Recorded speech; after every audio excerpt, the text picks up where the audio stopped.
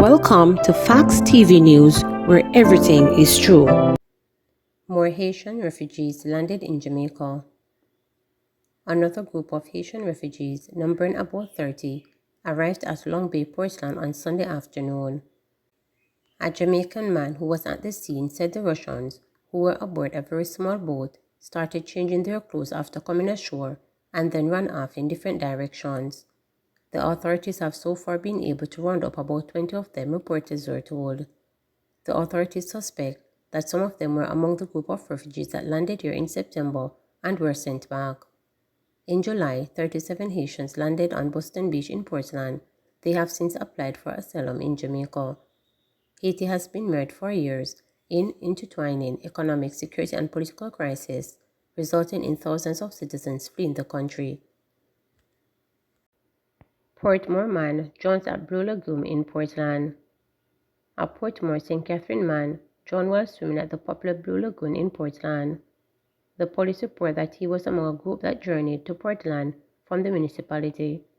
According to the police, the man reportedly failed to adhere to safety rules and regulations, including the wearing of a life jacket, among other things, before entering the water. The police said the man jumped into the water and reportedly got into difficulty and became submerged. He was later pulled from the water and was pronounced dead. Meanwhile, Culture and Entertainment Minister Oliver Green reacted to the news, calling the death regrettable. This unfortunate occurrence amplifies the need for all users of the facility to comply with the regulations, which are primarily for their own safety. I extend my sympathy to the family, relatives, and friends of the young man. Tourist dies after falling from hotel balcony. The St. Anne police are probing the death of a foreign national at a hotel in Miami Bay on October 13. The deceased has been identified as a 28-year-old businessman from the United States. Reports from the police are that the man's body was found in a pool of blood on the grounds of the hotel about 9:55 p.m. after he reportedly went on the balcony to have a beer. The St. Anne's Bay Criminal Investigations Branch is investigating. Philipwell heartbroken by murder of infant daughter and her mother. Opposition parliamentarian Philipwell says he has been left heartbroken by the murder and kidnapping of his 10-month-old daughter and her mother. The police on Friday charged 4 persons: United States Navy Petty Officer 34-year-old Yoda Bradshaw, 30-year-old Roland Lloyd Balfour, and Richard Bond, 31, both Kingston graphic artists, and the air conditioner technician, 29-year-old Russian Miller, in connection with the killing. The police said that they were brutally killed and their bodies burnt and disposed of. The mother and daughter were abducted from their home on Gilmore Drive in St. Andrew on September 9. Prosecutors have alleged that Bradshaw, who has a child with Philipwell and considers him to be her spouse, took out a murder contract of $500,000 on the mother and child. A down payment of $100,000 was allegedly paid to carry out the act. In a statement, Philipwell said that the past few weeks have been extremely difficult. He said nothing could have prepared him for the events that has unfolded. That anyone could murder a mother and an innocent baby is unimaginable, and my heart is heavy with sadness, he stated. As a human being, father, lawyer, and legislator, I am hoping that all who are involved are brought to justice and punished to the fullest extent of the law. I am praying for Trisha's family, who I know are experiencing the unbearable grief and pain of losing their beloved daughter and granddaughter. I have been in constant dialogue with the police and cooperated fully with the investigation. I cannot comment on the investigations nor matters before the court, but I wish to thank the police for their tireless work. I thank the many Jamaicans who have been generous in their prayers, your kind and thoughtful expressions of love, support, and solidarity for me and my family. Commissioner T Kingston East assures residents police are working to keep them safe.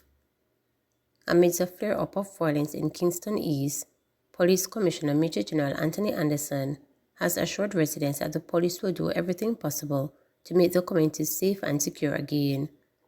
The commissioner spent the night in the division, touring communities such as Dunkirk, Rockford, Pleasant Heights, and Harborview. He noted that the tour of the crime ban would allow him to get a first-hand view of the situation as well as to engage citizens. The commissioner said officers will maintain their presence in the space as they work to reach breakthroughs in the probes into the various crimes. He urged citizens to tell the police what they know. We started over in the McIntyre Villa area, or Dunkirk as it's called. There have been some shootings recently, and so there's a little bit of tension in the area. We've deployed some additional assets there, and it's just an opportunity for me to get a first-hand view of what is happening here in the night, and also to interact with some of the citizens in the community, but also my own members who are deployed. We had to deploy extra assets in the space, and we just want to reassure the citizens of the area that we are here, we're present, we're with them, and we'll stay with them as long as it takes.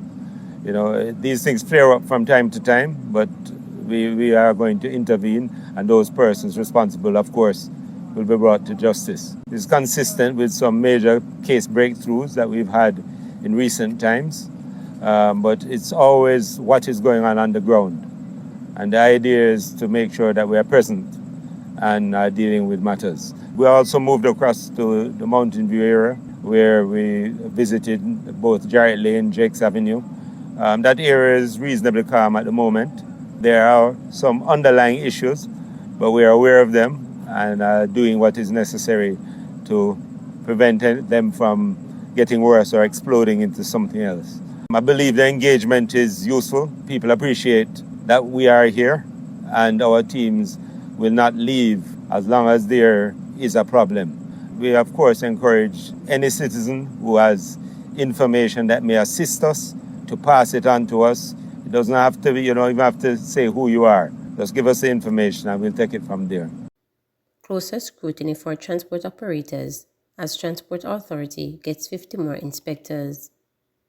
Rogue public passenger transport operators are to come under closer scrutiny as the Transport Authority will short to deploy 50 additional inspectors along with evidence-gathering device to build dozers on repeated offenders in system with the intent to revoke or deny application for a license or badges. This was stated recently by Transport Minister Darrell Valls in a statement in Parliament. This strategy is in line with the authority's firm commitment to pursue section of individuals who simply refuse to comply with the law.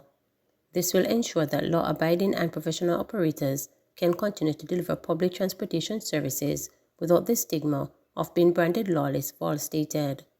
The minister, who was appointed to the portfolio in May, also disclosed that the authority has met with the police and rock operators from across the country and agreed on a proper rate structure for services provided. This will address the issue of exuberant recurring fees charged by the record services provided. A standard operating procedure will be developed as well as an agreement which will be signed by all parties. The approved rate structure will be published in the media so the public is aware of the approved rates Valls shared. And he stated the advanced implementation of Phase 2 of the rationalization of bus and taxi operators in Halfway Tree is now underway.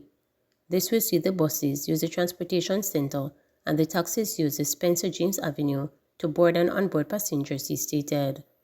Valls also announced that the Transport Authority has invited applications for PPV license to operate large coaster of 45 seats and above on the St. Thomas to Kingston and Mandeville to Kingston routes. In terms of ensuring good order on the Nation Street, the Transport Minister said the authority has collaborated with the police to increase compliance enforcement activities right across the country. This, he said, will also ensure that operators obey the law and prioritize commuter safety. He also noted Operation Transportation Streamline was launched last Monday. In the meantime, the Transport Authority has prepared a draft of document introducing a rural school bus system that will be presented for critical stakeholders' discussion shortly. Mr. Valls noted that this should bring relief to school children in rural parishes. Please remember to subscribe, like, share, and click the notification